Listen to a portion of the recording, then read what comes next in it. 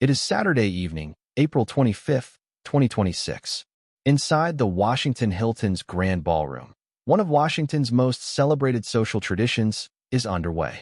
Hundreds of journalists, cabinet officials, senators, and celebrities are seated at candlelit tables, dressed in their finest. The President of the United States is at the head of the room. The cameras are rolling. The champagne is flowing. No one in that room has any idea that on the terrace level above them, separated only by an elevator and a flight of stairs, a 31-year-old man from Torrance, California is standing at a security checkpoint. He is wearing an ammunition bag across his chest, a shoulder holster, and a sheathed knife on his belt. In his hands, a 12-gauge pump-action Mossberg shotgun. His name is Cole Thomas Allen, and tonight, he has signed his own emails with a chilling self-assigned title, Friendly Federal Assassin. At approximately 8:40 p.m., Allen runs through the metal detector, holding that long gun. A shot thunders through the corridor. A Secret Service officer, protected only by the ballistic vest on his chest, is hit. Inside the ballroom, the music stops. Agents swarm the stage. The President of the United States is surrounded and rushed out. The Vice President, the First Lady, the Cabinet, guests dive beneath tables. In a span of seconds, one of America's most photographed social events becomes a crime scene. How did we get here? How does a man travel 2,000 miles across this country, check into the same hotel as the president, arm himself to the teeth, and nearly reach his target? And what does this incident reveal about the vulnerabilities lurking beneath the surface of modern presidential security? Tonight, we break this incident down through three criminological lenses: the psychology and planning that preceded the attack, the security architecture that was tested in real time, and the political and legal reckoning that followed. This is not just a story about one man. This is a story about what happens when the system's cracks are exposed, and what it costs when they are. Stay with us, because the full picture of what happened that night is far more disturbing than the headlines suggest. In criminology, we often speak of radicalization as a pathway, a road with visible signposts. A person moves from grievance to ideology, from ideology to network, from network to action. Law enforcement agencies are trained to monitor those signposts, the extremist forums, the ideological manifestos, the social connections to known groups. That model of radicalization, refined over decades of counterterrorism research, has saved lives. Cole Thomas Allen did not follow that road.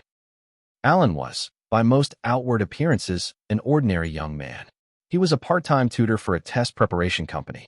He was an amateur video game developer. He lived in Torrance, a quiet suburb south of Los Angeles. His manifesto, recovered by investigators, does not name Donald Trump. It does not pledge loyalty to any political organization, any foreign power, or any extremist ideology. Instead, it lists grievances in scattered, almost despairing language. It references the federal government's early 2026 strikes on what it described as drug boats in the Pacific. In one passage that investigators would later find haunting, Allen expresses what reads like astonishment, not at the power of government, but at its apparent carelessness. He wrote, "What the hell is the Secret Service doing? No damn security. Not in transport. Not in the hotel. Not in the event." The timeline, as later reconstructed by federal prosecutors in U.S. District Court, is a masterclass in deliberate, patient planning.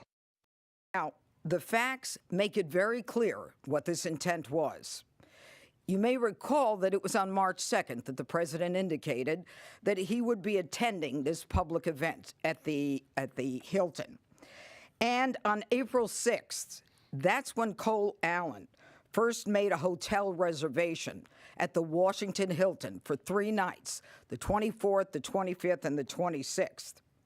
It was on April 21st that he traveled all the way from the West Coast, from his home near L.A. He gets to Chicago on April 23rd, and has been indicated he arrives in D.C. on the 24th, and he checks into the hotel at about 3 p.m. He stays overnight.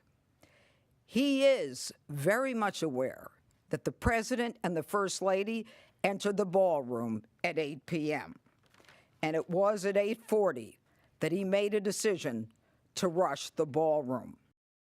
On April 6th, 19 days before the shooting, Allen logged onto a hotel booking system and made a reservation at the Washington Hilton for 3 nights, April 24th through April 26th. The White House Correspondents' Dinner had already been publicly scheduled for April 25th. Allen was not being spontaneous. He was being strategic. He then traveled not by air, which would have required passing through TSA screening with his weapons, but by train. He departed from near Los Angeles, traveled to Chicago, and then boarded another train to Washington, D.C. He arrived in the capital at approximately 1 p.m. on April 24th. He checked into the hotel. Investigators later determined that on his person and in his room, he had 2 legally purchased firearms, a 12-gauge pump-action Mossberg shotgun purchased in August 2025 and a .38 caliber semi-automatic pistol purchased back in October 2023. Both had been acquired legally from California firearms dealers. On the evening of the attack, just minutes before approaching the checkpoint, Allen did something that still unsettles investigators. He stood in front of his hotel room mirror, dressed in his tactical gear, ammunition bag strapped across his chest, shoulder holster fitted, knife sheathed at his side, and took a photograph of himself. Court filings describe the image as showing a man who was composed, not frantic, not agitated, prepared. Then, at some point before 8:40 p.m., he sent an email to family members and a former employer. The message was brief, scheduled to send. It read, in part, "I wish I could have said anything earlier, but doing so would have made none of this possible. My sincerest apologies for all the trouble I've caused." He signed it, Cold Force, Friendly Federal Assassin Allen. This is the criminological paradox at the heart of this case. Allen was not invisible because he was careless. He was invisible because he did not fit the template. There were no extremist group affiliations to flag, no ideological network to surveil, no foreign handler, no online radicalization trail that triggered algorithmic detection. He was a lone actor driven by a diffuse, grievance-based motivation. And the system, as sophisticated as it is, remains poorly equipped to see people like him coming. And yet he saw the gap before anyone in law enforcement did. Which brings us to the moment everything converged, inside the Washington Hilton, on the night of April 25th. On April 29th, federal prosecutors, led by U.S. Attorney for D.C. Jeanine Pirro, released security footage of the incident, in part to address public questions about whose bullet had struck the Secret Service officer. What that footage also revealed, however, was something criminologists find just as important: the geography of the attack. The Washington Hilton is not a government building. It is a functioning hotel. On the night of April 25th, it was hosting one of the most high-profile events on the Washington social calendar, and simultaneously welcoming ordinary paying guests, tourists, and event vendors moving through its corridors. The Secret Service had secured the areas immediately surrounding the dinner itself. But the broader hotel, its lobbies, its corridors, its elevator banks, remained open. Allen was a registered guest. He belonged there, at least in the eyes of every camera and every front desk attendant who saw him pass. This is a textbook example of what security analysts call a structural pressure point, a location where 2 different security environments, one controlled, one open, meet at a threshold. The terrace-level checkpoint was exactly that threshold. It was the membrane between the protected zone of the dinner and the rest of the hotel. And it was the point Allen targeted.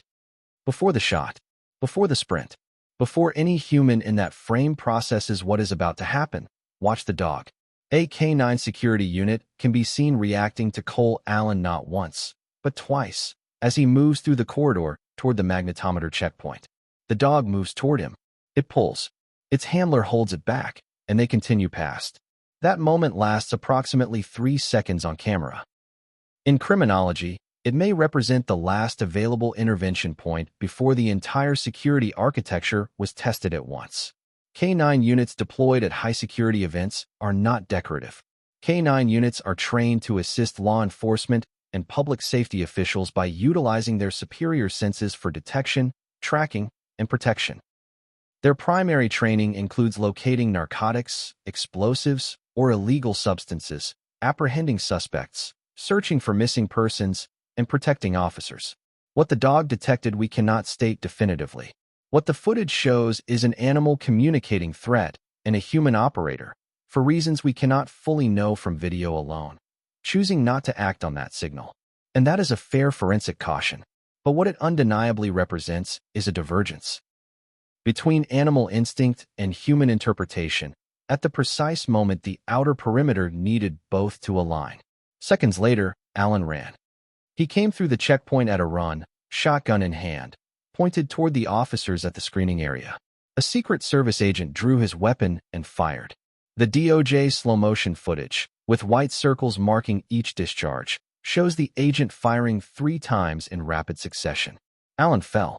He had not been struck, but he was down, and he was in custody within seconds. One officer took a round to the chest.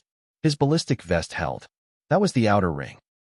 355 feet of corridor, 2 staircases, and a locked chain of armed agents separated the checkpoint from the president's position. Inside the ballroom, the response came with equal speed and far greater complexity. Trump had been seated at the head table on stage, with First Lady Melania Trump and White House Press Secretary Caroline Leavitt beside him, as a performer entertained the room. 10 seconds after the shots were fired outside, the Secret Service detail closed around him. Armed agents in tactical gear with rifles appeared at the front of the stage. Vice President J.D. Vance was pulled from the table and moved immediately to the left of the stage. Officers moved through the tightly packed ballroom calling out the names of cabinet officials, mounting chairs to locate them in the crowd, then physically extracting them by their own security details, each one barking "shots fired" into their radios as they moved. Trump was escorted from the stage. In the documented footage, he briefly fell during the evacuation and was immediately lifted and moved by his detail to a secure holding area within the hotel. The First Lady, the Vice President, Press Secretary Leavitt, and cabinet members were moved to separate secure rooms. House Speaker Mike Johnson was among those evacuated. Several members of Congress, including Senator Sheldon Whitehouse and Representative Jared Moskowitz, departed the building entirely on foot. White House Deputy Chief of Staff Dan Scavino, in a moment that captured the human chaos of the room, attempted to start a USA chant as the president was escorted out. It did not take hold. Around him, 2,600 guests were on the floor, under tables, behind chairs, filming on their phones as heavily armed agents moved through the ballroom in every direction. This is what criminologists mean when we study the architecture of a pressure point. Not a single layer failed catastrophically. The outer ring was breached, but held through individual action. The inner protection activated within 10 seconds. The evacuation of an unprecedented concentration of government leadership, a sitting president, a vice president, a speaker of the House, a cabinet, and more than 100 journalists, was completed without a single additional casualty. And yet the footage of that dog, pulling twice, then held back, will remain one of the most studied frames in modern protective security analysis. Not because it proves failure, but because it asks the hardest question in real-time threat response. When the signal comes from an animal and not a system, who decides whether to act? In the hours and days after a major incident, the physical crime scene is gradually replaced by a different kind of scene, the arena of meaning. Who is responsible? What does it signify? What must change? These are not questions that forensic evidence alone can answer. They are questions answered through press conferences, through courtrooms, through social media, and through the competing voices of political leadership. Today, the Department of Justice filed 3 federal charges in United States District Court against Cole Thomas Allen. The first count is attempted assassination of the President of the United States. This count is punishable by up to life in prison. The second count is interstate transportation of a firearm to commit a felony. This is punishable by up to 10 years in prison. And the third count is discharge of a firearm during a crime of violence, which is punishable by a mandatory minimum term of imprisonment of 10 years, a maximum of life, and the 10 years is consecutive to any other sentence imposed. On April 27th, 2 days after the shooting, the Department of Justice held a formal press conference. Acting Attorney General Todd Blanche announced that Cole Thomas Allen had been arraigned in U.S. District Court on 3 criminal counts. attempted assassination of a sitting president of the United States, transportation of a firearm and ammunition in interstate commerce with intent to commit a felony, and discharge of a firearm during a crime of violence. Each count carries severe federal penalties. The assassination charge alone carries a potential sentence of life in prison. It was an event dedicated to freedom of speech that was supposed to bring together members of both parties with members of the press. And in a certain way it did, because the fact that they just unified, I saw a room that was just totally unified. It was in one way very beautiful, a very beautiful thing to see. A man charged a security checkpoint armed with multiple weapons, and he was taken down by some very brave members of Secret Service, and they acted very quickly and have just released, for purposes of transparency, clarity, I've ordered it to be put out. You probably have it by now, put out on Truth and put out on many other platforms. A tape showing the violence of this thug that attacked our Constitution, and also showing how quickly Secret Service and law enforcement acted on our country's behalf. And we looked at all of the conditions that took place tonight, and I will say, you know, it's not a particularly secure building. And I didn't want to say this, but this is why we have to have all of the attributes of what we're planning at the White House. It's actually a larger room, and it's much more secure. It's drone-proof, it's bulletproof glass. We need the ballroom. That's why Secret Service, that's why the military are demanding it. President Trump, speaking the same night as the shooting, called the Washington Hilton not a particularly secure building, and notably used the incident to argue for the construction of a new White House ballroom, a project that had already generated significant political controversy. And what is Donald Trump focused on? Building a giant arch in Washington, D.C., and building a private ballroom with taxpayers' dollars at $400 million for a ballroom that 99% of Americans will never be able to access. This is really just for the elite. We urge Republicans and Donald Trump to focus on American people instead. And in fact, the White House long had facilities for hosting, which also included the East Wing of the White House, prior to them bulldozing the crown jewel of the American people. And so I don't believe that in an era where they are jacking up prices on the American people, when they are gutting everyone's health care, when people cannot afford to pay their rent and their mortgages, that we should be choosing our precious treasure, little treasure that we have in this country, to build an ornate castle. His critics, including Representatives Alexandria Ocasio-Cortez and Pramila Jayapal, pushed back sharply, calling the ballroom argument opportunistic and noting that Trump had begun demolishing the East Wing long before any security incident occurred. The April 25th incident is now formally part of a grim historical record. It is the third apparent attempt on Trump's life since 2024, following Butler, Pennsylvania in July 2024 and the West Palm Beach Golf Club attempt in September of that year.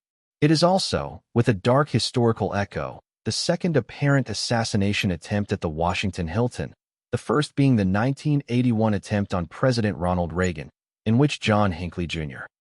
wounded Reagan and 3 others just steps from where Allen was apprehended 45 years later.